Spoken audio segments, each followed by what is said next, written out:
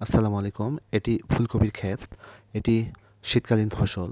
আরও একটি ফসল দেখতে পাচ্ছি বেগুন। ফুলকপি ও বেগুন দুটি একই সঙ্গে লাগানো হয়েছে। ফুলকপি ফলনটা প্রায় বেশ কাছাকাছি চলে আসছে। প্রায় 15 থেকে 20 দিনের মধ্যে বাজারজাতকরণ করতে পারবো। তারপরে শুধু বেগুনটা চাষ করব, অর্থাৎ ফুলকপিতে যে খরচটা হবে বেগুনেতে যে খরচ ফুলকপিতে উঠে আসবে, এরকম পুরোটা লাভ থাকবে বেগুনে। আপনারা দেখতে পাচ্ছেন ফুলকপি বেগুন খুব সুন্দর হয়েছে।